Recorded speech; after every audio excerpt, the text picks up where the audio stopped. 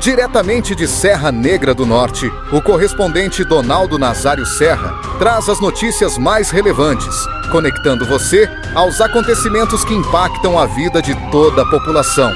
Os professores da Rede Municipal de Ensino de Serra Negra do Norte estiveram participando de um treinamento especializado voltado aos procedimentos de primeiros socorros em ambiente escolar, onde a formação foi realizada na Liga, em Currais Novos, tendo por objetivo preparar os educadores para atuarem com segurança e agilidade em situação de emergência porventura acontecer nas escolas deste município. Os professores receberam treinamentos e orientações teóricas e práticas, abordando desde a identificação de risco. Mais de 10 educadores de Serra Negra do Norte estiveram em Currais Novos, Sertão Potiguar do Seridó, participando deste curso Transformando Vidas na Educação. 15 de novembro, dia da proclamação da República, como também dia dedicado ao escritor, historiador e pesquisador Oswaldo Lamartine de Faria, uma figura ilustre em memória, uma representação digna do estado do Rio Grande do Norte. A Casa de Cultura Popular desta cidade rendeu homenagem ao patrono da casa em função da passagem de seu natalício, completando 106 anos de idade se estivesse vivo. Oswaldo Lamartine de Faria nasceu em Natal no dia 15 de novembro de 1919. Era filho do ex-governador do estado do Rio Grande do Norte, o estadista Juvenal Lamartine de Faria, e da senhora Silvina Bezerra de Araújo. O escritor, historiador e pesquisador era formado em técnicas agrícolas pela Escola Superior de Agricultura de Lavras, do estado de Minas Gerais, em 1940. Funcionário aposentado do Banco do Nordeste, era um grande pesquisador dos costumes do sertão nordestino. Escreveu diversos livros, retratando assim a história, os costumes e as tradições culturais da região do Seridó. Todo o acervo profissional e pessoal de Oswaldo Lamartine de Faria encontra-se na Casa de Cultura desta cidade para pesquisa e trabalho da educação da região do Seridó. Uma moto foi tomada de assalto registrado no final da tarde deste sábado em frente à Praça Pública de Inácio de Medeiros Marins. 3 elementos de cara limpa abordaram um mototaxista aqui desta cidade, conseguindo levar o veículo, fugindo com destino à BR-427. Na comunidade Lagoa de Serra, zona rural deste município, a Polícia Rodoviária Federal conseguiu interceptar 3 elementos, recuperando a moto e, consequentemente, prendendo os elementos. Segundo as informações, esses 3 elementos, todos eles jovens, foram vistos em Serra Negra do Norte circulando em ruas da cidade, provavelmente fazendo assim um levantamento para realizar esta ação criminosa. Os elementos, um usava camisa vermelha com boné preto, enquanto que outro usava camisa e boné cor branca, e a terceira pessoa usava camisa e boné cor cinza, todos eles usando bermudas. Toda a ação foi gravada pelas câmeras de segurança instaladas em torno da Praça Pública de Inácio Medeiros Marins. Os agentes da PRF conseguiram assim recuperar o veículo, como também apreendeu os acusados, que ficarão à disposição da Justiça. Em Serra Negra do Norte, Donaldo Nazário Serra. Agora, fique com o editorial da notícia, uma análise precisa e reveladora dos fatos com a imparcialidade, clareza e único compromisso com a verdade. Olá e bem-vindo. Hoje a gente tem um material muito, mas muito interessante em mãos. É um conjunto de notícias locais, tem até transcrição de rádio, que juntas dão um retrato bem vivo de uma cidade no sertão do Rio Grande do Norte, Serra Negra do Norte. E a nossa missão aqui é essa, né? Pegar o que parece ser, sei lá, uma coleção de fatos aleatórios, um curso para professores, uma homenagem a um escritor e a resolução de um assalto, e tentar entender a história maior que eles contam. O que é que esses fragmentos do dia a dia revelam sobre a identidade e os valores dessa comunidade? É uma forma excelente de enxergar a situação. É como se a gente tivesse 3 peças de um quebra-cabeça, sabe? Exato. Isoladas são só notícias. Juntas, elas podem mostrar como os pilares de uma comunidade, o cuidado com o futuro, a valorização do passado e a gestão do presente, como tudo isso funciona na prática. É quase um raio-x social de um lugar, e é nos detalhes que as coisas mais interessantes aparecem. Perfeito. Então vamos começar pelo que me parece ser o alicerce de tudo, que é o investimento no futuro. O primeiro material fala sobre professores da rede municipal que participaram de um treinamento de primeiros socorros. Interessante. O curso, chamado Transformando Vidas na Educação, foi realizado na cidade vizinha de Currais Novos e capacitou mais de 10 educadores de Serra Negra. O foco era bem claro: prepará-los para agir em emergências que podem acontecer na escola. Desde o engasgo a algo mais sério, imagino. Exatamente. Teve teoria, teve prática e até identificação de riscos na própria estrutura da escola. E o que me chama a atenção, assim, de cara, é a proatividade. Sim. Isso vai muito além do currículo padrão de matemática, de português, né? É um reconhecimento de que a escola, antes de ser um lugar de aprendizado intelectual, precisa ser um espaço de segurança, física e emocional. É a comunidade investindo diretamente na proteção das suas crianças. Isso é algo comum no cenário brasileiro ou essa iniciativa em Serra Negra se destaca de alguma forma? Porque, à primeira vista, parece uma daquelas coisas que toda escola deveria ter, mas que a gente sabe que, na prática... Pois é, exatamente. Infelizmente, não é a norma. Muitas escolas, principalmente em redes públicas, carecem de recursos, de treinamento para lidar com emergências de saúde. Por isso, essa iniciativa é tão significativa. Ela sinaliza uma prioridade, sabe? Mostra que a gestão local e os próprios educadores entendem que a confiança dos pais na escola é fundamental. E essa confiança se constrói não só com boa pedagogia, mas com a certeza de que os filhos estão num ambiente seguro, preparado para o inesperado. Faz todo sentido. É a construção do que se chama de capital social, certo? Uma rede de confiança. Ao capacitar os professores, a comunidade está, na verdade, fortalecendo os laços entre família e escola, dizendo, olha, a gente se importa com o bem-estar completo dos seus filhos. Precisamente. É um investimento sutil, mas com um retorno imenso na coesão da comunidade. Você começa a criar um ecossistema onde o cuidado é um valor visível e praticado, não é só um discurso. E essa base de cuidado, de preparação para o futuro, nos leva a uma transição bem interessante para o nosso segundo ponto. Sim, porque se por um lado eles estão cuidando do futuro, por outro, eles demonstram um respeito imenso pelo passado. É aqui que entra a homenagem a uma figura ilustre da cidade, o Oswaldo Lamartine de Faria. Ah, sim. A homenagem aconteceu no dia 15 de novembro, pelo aniversário de 106 anos dele. E ele não era uma figura qualquer. É descrito como escritor, historiador, pesquisador. Ele é o patrono da Casa de Cultura Popular da cidade, uma figura central para a identidade local. Uma referência. Total. E os detalhes biográficos são fascinantes.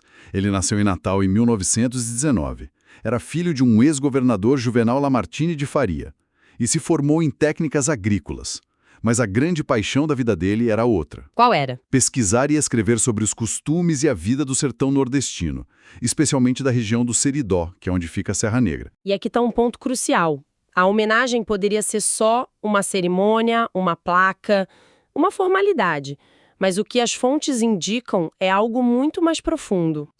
Todo o acervo profissional e pessoal do Oswaldo Lamartine está disponível para pesquisa na Casa de Cultura. Isso transforma a memória dele em um recurso vivo. É exatamente isso que eu ia perguntar. A escolha de homenagear um historiador dos costumes locais e não, sei lá, um político ou uma figura de poder, o que isso nos diz sobre a identidade que Serra Negra quer cultivar para si mesma? Essa é a pergunta-chave. A escolha de estudo.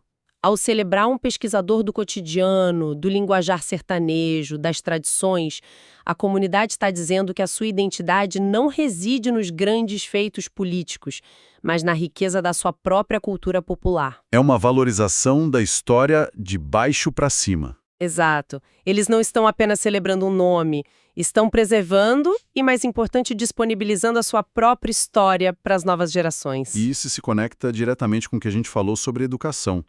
O legado dele vira material de estudo. Um aluno de uma escola de Serra Negra pode ir à Casa de Cultura e pesquisar a história da própria família, da própria cidade. Contada por alguém que dedicou a vida a isso. Isso. Exato. A memória se torna uma ferramenta pedagógica. O passado deixa de ser algo distante, num livro didático genérico, e passa a ser algo palpável, acessível, que fortalece o sentimento de pertencimento. A gente vê, então, um elo claro. Sim.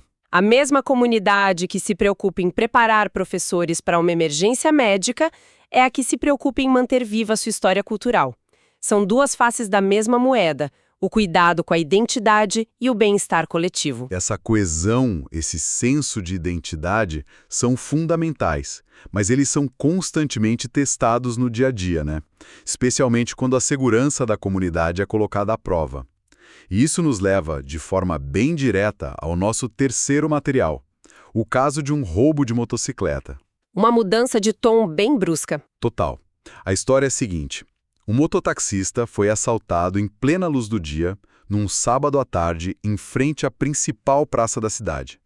3 jovens, descritos como agindo de cara limpa, levaram a moto dele e fugiram pela rodovia BR-427.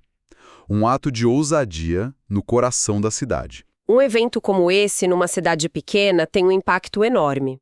Ele quebra a sensação de tranquilidade, pode gerar uma onda de medo, de desconfiança. A vulnerabilidade fica exposta. Mas é a resposta a esse ato que é realmente reveladora.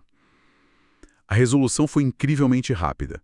A Polícia Rodoviária Federal, a PRF, foi acionada e conseguiu interceptar os 3 suspeitos já na zona rural.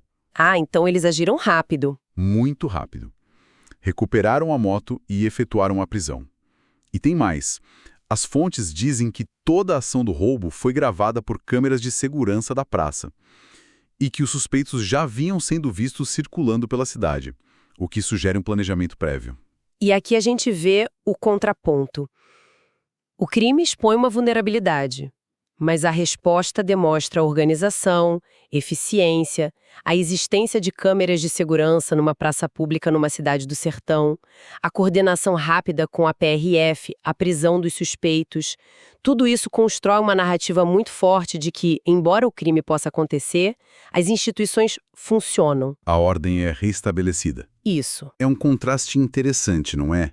De um lado, um crime que parece quase artesanal, de cara limpa, sugerindo uma certa audácia ou até amadorismo. Do outro, uma resposta institucional e tecnológica, com câmeras e uma força policial federal. Parece um embate entre diferentes realidades coexistindo ali. É uma ótima observação. E a comunicação disso para a população também é parte essencial da resposta. A notícia detalha as roupas dos suspeitos, um de camisa vermelha e boné preto, outro de branco, o terceiro de cinza. Sim, bem específico. E isso não é só informação. É uma forma de tranquilizar a população, mostrando que o sistema não apenas reagiu, mas investigou, identificou e resolveu o problema. Passa a mensagem de que não há impunidade e que a comunidade está, de fato, sendo vigiada e protegida. Então, vamos tentar conectar tudo isso. A gente começou com professores aprendendo primeiros socorros. Passamos por uma cidade celebrando seu historiador local e terminamos com um roubo de moto que foi rapidamente solucionado. 3 flashes, aparentemente desconexos da vida em Serra Negra do Norte. Mas quando a gente coloca eles lado a lado, o padrão fica claro.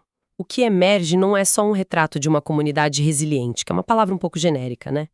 O que a gente vê é a construção ativa de um ecossistema de confiança. Cada um desses eventos alimenta esse ecossistema de uma forma diferente. Como assim, um ecossistema de confiança? Pensa bem, o treinamento dos professores fortalece a confiança dos pais no sistema educacional. A celebração da cultura local, personificada no Oswaldo Lamartine, fortalece a confiança das pessoas na sua própria identidade, no seu valor coletivo. E a resposta eficaz ao crime? Fortalece a confiança nas instituições de segurança. Exatamente.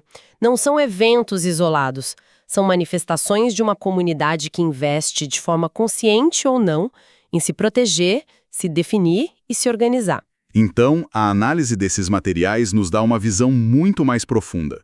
Não estamos só vendo notícias, estamos vendo os mecanismos que mantêm uma comunidade unida e funcional. O cuidado com as crianças, o respeito aos mais velhos e à história e a garantia da ordem no presente. Isso. São os pilares que sustentam o contrato social daquele lugar. E isso nos leva a uma reflexão final que talvez seja o ponto mais importante de toda essa nossa conversa. Nós vimos uma comunidade que, por um lado, responde com agilidade às necessidades imediatas, urgentes, como um possível acidente na escola ou um crime no meio da rua. Por outro lado, ela investe pacientemente na preservação da sua memória, da sua cultura. Algo que não traz resultados imediatos, mas que constrói identidade a longo prazo. Certo. A pergunta que fica, em que vale para qualquer comunidade é: como o equilíbrio entre a urgência do agora e o investimento no legado define a verdadeira força de um lugar? E, talvez mais importante, o que acontece quando uma comunidade perde esse equilíbrio, focando só no imediato e esquecendo de nutrir a própria alma? Você acabou de acompanhar as principais notícias de Serra Negra do Norte com o correspondente Donaldo Nazário Serra, que há mais de 50 anos vem levando informação com seriedade, compromisso e credibilidade a toda a comunidade do Seridó do Rio Grande do Norte e da Paraíba.